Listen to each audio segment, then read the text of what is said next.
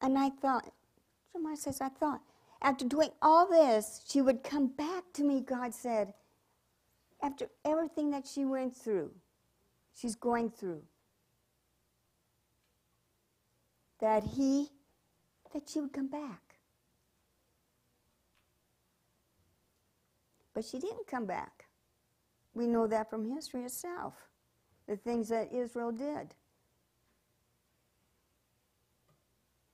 And as you can see, the different things that's, even today, the idols that we have in this country. And Israel still has idols. Amen. They do. In a way, even religion is an idol. Yeah. Because we use it to say we've done enough now. But we use that as a cover.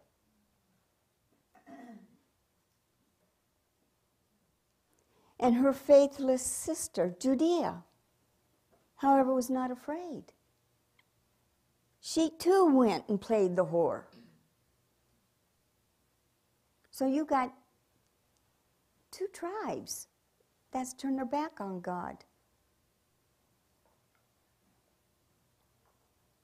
And here he's talking about, worse than all this, Judea, her faithful sister, has come back to me not in sincerity, but only in pretense.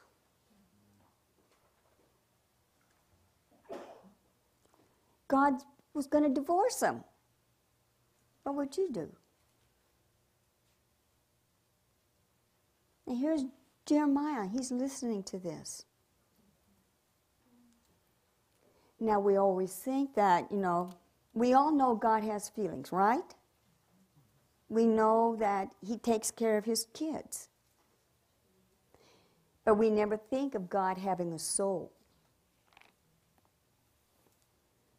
Here in the 32nd chapter, he says, my joy will lie in them, and in doing them good, I will plant them firmly in this country with all my heart and soul.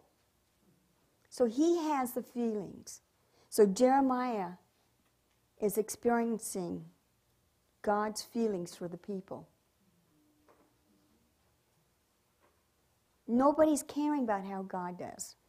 But you have Israel and Judea, when they get themselves in trouble and all this, and then you got Babylon and all them coming in after them, what's going to happen?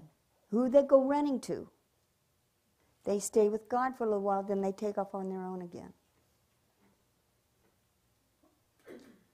The second question is, who holds God when he's crying? When he's hurting? So Jeremiah wasn't just a prophet. He was a companion to God.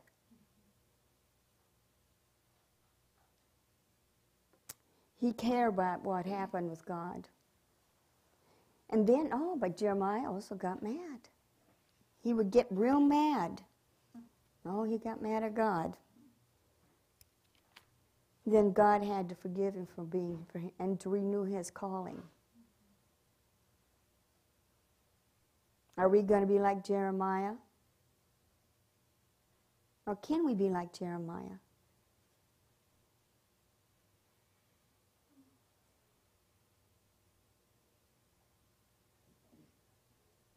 What is it you're going to do? Many things that Jeremiah did was unbelievable. He went amongst the people.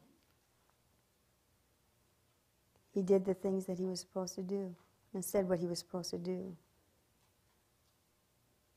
And he would get frustrated because nobody listened.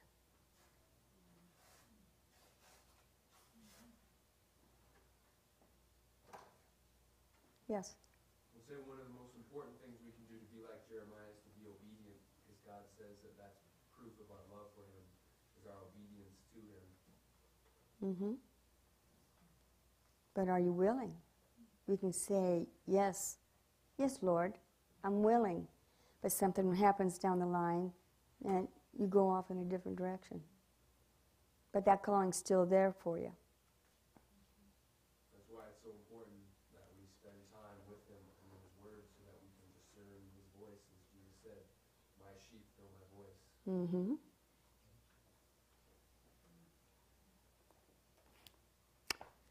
So what do you have to say about Jeremiah? I should ask you, how many of you read Jeremiah? Come up to the microphone, please, if you want to. Right. There's a microphone up there or a microphone here. You can choose.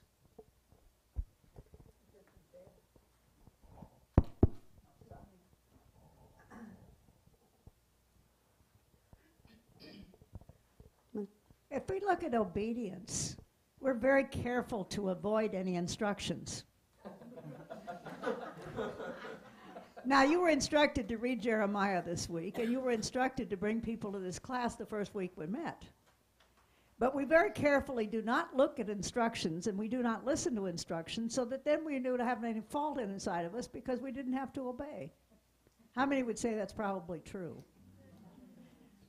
Jesus has very profound instructions, and it's been my experience in the church, we very profoundly don't read them. We ignore them and go to something else. Now, the Episcopal Church and the Catholic Church and the Lutheran Church read the Gospels, but, in an average church service, we ignore the words of Jesus and go any place we want to go. So this is what Jeremiah felt. Jeremiah felt that absolute, and God felt that absolute blankness inside of us. Here's a piece of paper, it's you. But what is written in it? What is written on it?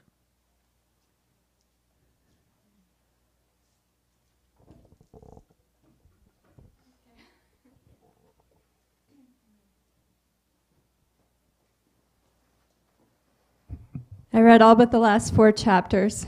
It's a very exciting book. There's a lot of life in it. God keeps warning Israel through Jeremiah over and over and over about this doom, and they don't repent.